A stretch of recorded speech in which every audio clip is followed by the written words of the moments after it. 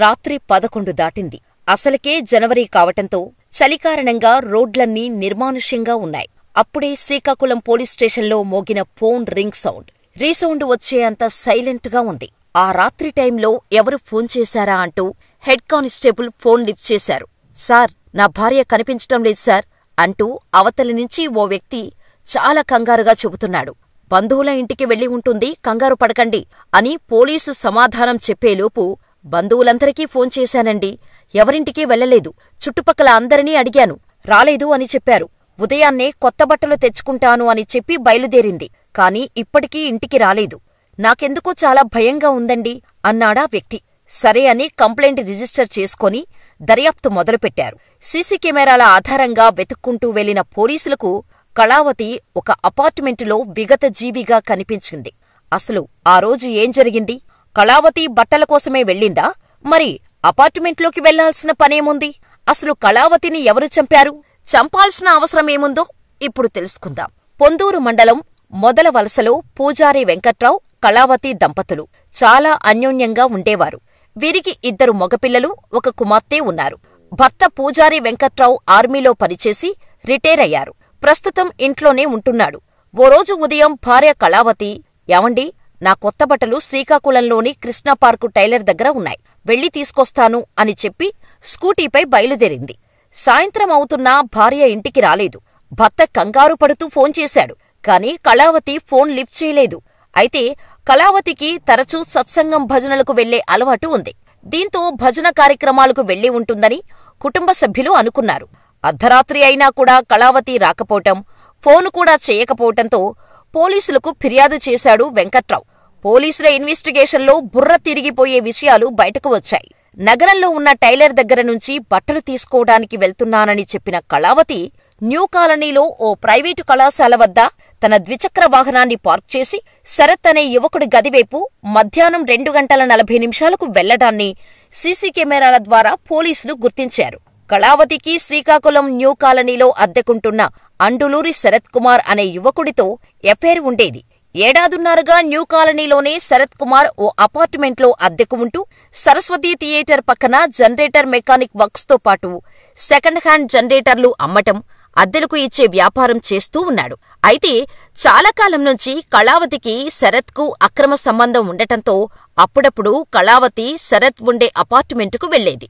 ఇలాగే జనవరి 18న కూడా శరత్ కళావతికి ఫోన్ చేసి అపార్ట్మెంటుకు రమ్మని పిలిచాడు. దీంతో శరత్ రూముకి కళావతి వెళ్ళింది.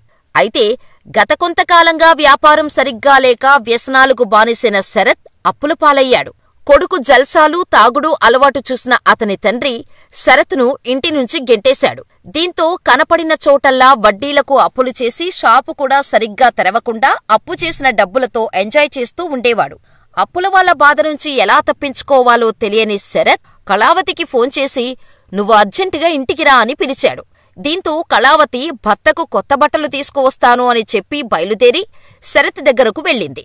కళావతి ఒంటినిండా ఉన్న బంగారం చూసిన శరత్కి కళావతి బంగారంతో తన బాధలన్నీ తీరిపోతాయని అనుకున్నాడు.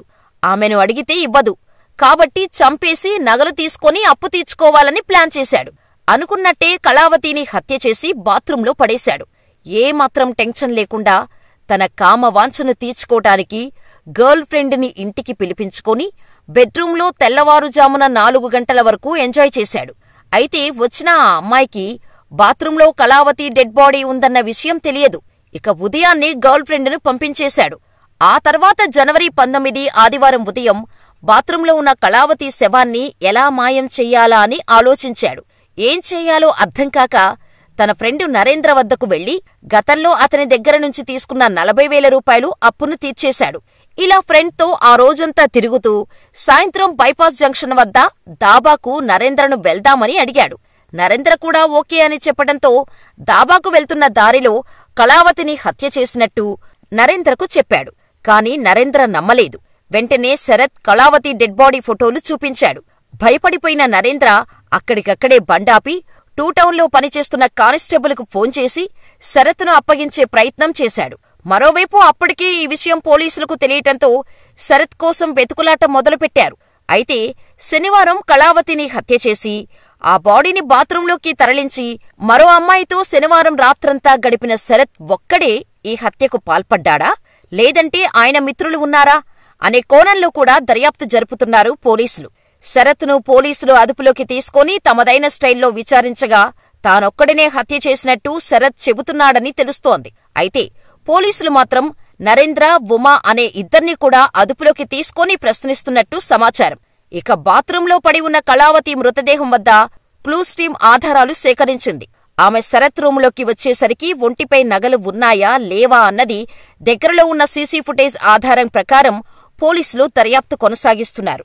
అసలు ఒక మహిళను చంపేసి బాత్రూంలో డెడ్ బాడీని ఉంచి మరో యువతితో రొమాన్స్ ఎలా చేశాడంటూ పోలీసులు తలలు బద్దలు కొట్టుకుంటున్నారు. శరత్ ఏమైనా సైకోపాతా అన్న కోణంలోనూ దర్యాప్తు చేస్తున్నారు.